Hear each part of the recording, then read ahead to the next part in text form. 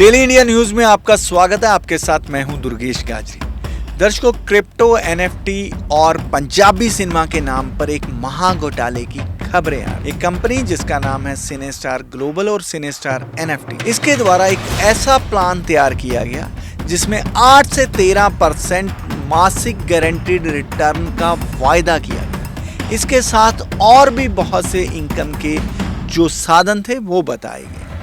लोगों को पंजाबी फिल्मों में निवेश के नाम पर भ्रमित किया। लोगों से करोड़ों रुपए ऐंठ लिए गए और फिर इस कंपनी ने जो अपना कारोबार था बंद कर दिया। अब लोग मारे मारे फिर रहे हैं। कई लोग तो अदालतों में केस कर रहे हैं और कोई पुलिस में शिकायत कर रहे हैं। क्या है इस crypto NFT network marketing company का काला सच? देखिए हमारी खास रिपोर्ट। फिल्मों में पैसा लगाने का लालच, क्रिप्टो और एनएफटी की लुभाती दुनिया और हर महीने बिना काम किए मोटी कमाई की गारंटी। इसी फॉर्मूले पर बनी सिनेस्टार और सिनेस्टार ग्लोबल। सूत्रों की माने तो इस पूरे नेटवर्क के पीछे 3 धुरंधर बिजनेसमैन हैं। इनमें से पहला नाम है अरुण गौतम।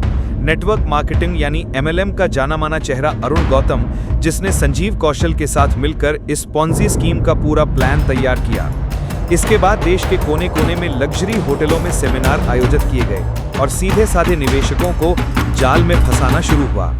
निवेशकों को फंसाने के लिए 3 तरह के स्टैकिंग प्लान बनाए गए। सिल्वर में 8%, गोल्ड में 12% और प्लैटिनम में 13% प्रति महीना रिटर्न का वादा। इतना ही नहीं, दूसरों को जोड़ने पर 5% स्पॉन्सर इनकम और 25 लेवल तक जनरेशन इनकम के साथ सैलरी का भी झूठा सपना दिखाया गया।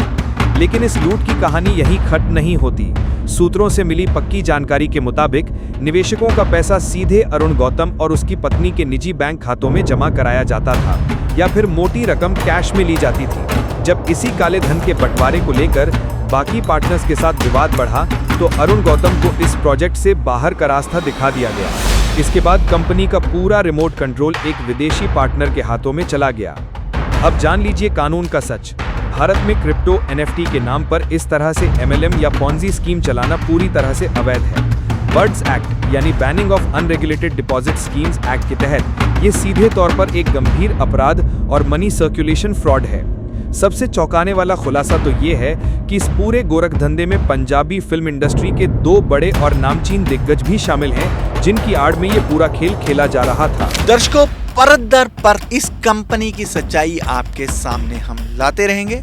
आप देखते रहिए डेली इंडिया न्यूज। सच्चाई के साथ जुड़िए डेली इंडिया न्यूज के साथ। तो देर किस बात की? डेली इंडिया न्यूज अब आपके व्हाट्सएप पर भी उपलब्ध है। जुड़ना बहुत आसान है। बस सामने दिख रहे QR कोड को स्कैन करें या नीचे दिए गए लिंक पर क्लिक करें। और हाँ, चैनल को फॉलो करने के बाद बेल आइकन दबाना ना भूलें ताकि कोई भी जरूरी अपडेट मिस ना हो।